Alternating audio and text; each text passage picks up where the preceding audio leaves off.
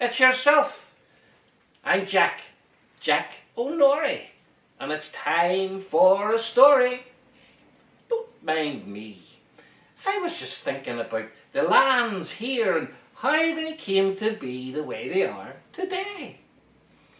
Of course, the history of Ulster goes back millennia. I was thinking of more recent times, mere centuries, the 1600s and the plantation of Ulster. Now, that was a time of great change. Queen Elizabeth I had died, and James of Scotland had taken the throne. One of the first things that he decided to do was pacify the stormy border regions of Scotland.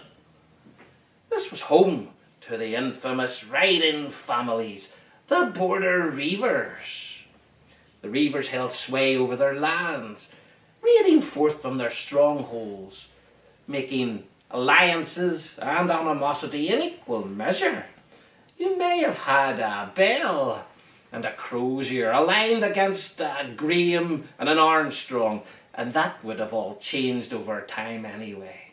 But despite all of their ways, the Reivers were amongst the finest frontiersmen in the whole of Europe.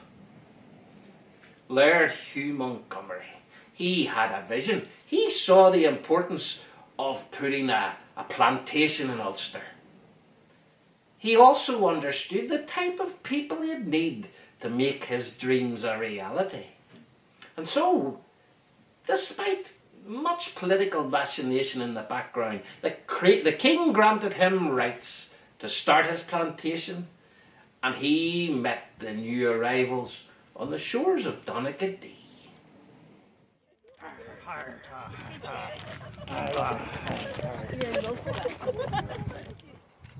Listen well, all you immigrants, for I speak to you now. I am Hugh Montgomery, laird of this land. And while a new and barbarous land it may be, the word of King James is still law. Any who break that law will be met with force. I can promise you that. We are here to be the making of this land, or the breaking of it. But no matter. Here you stand on the dawn of a new time, a time that history will remember for the bravery and the vision of those people who settle here.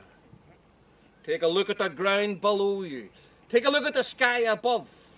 This land is yours. Seize it. Take your destiny.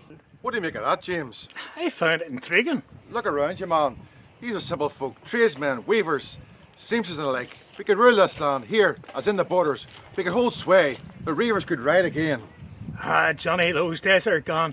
Did I hear Montgomery there?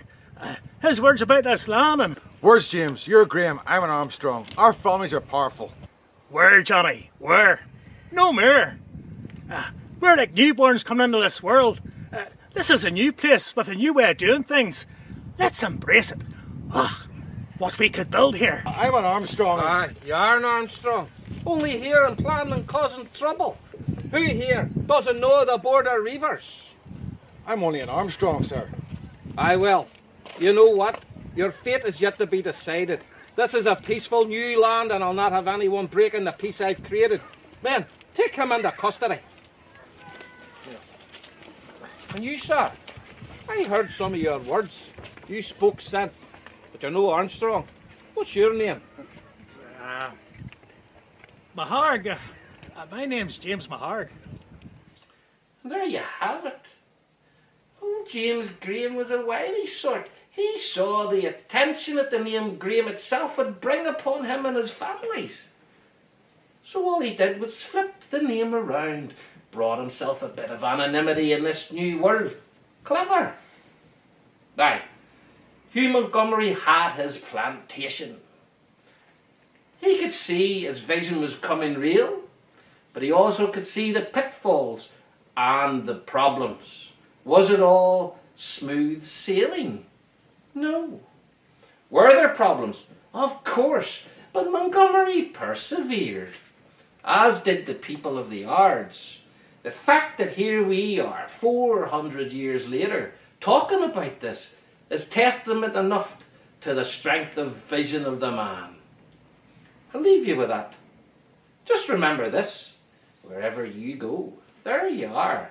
Fair fare ye to the yards.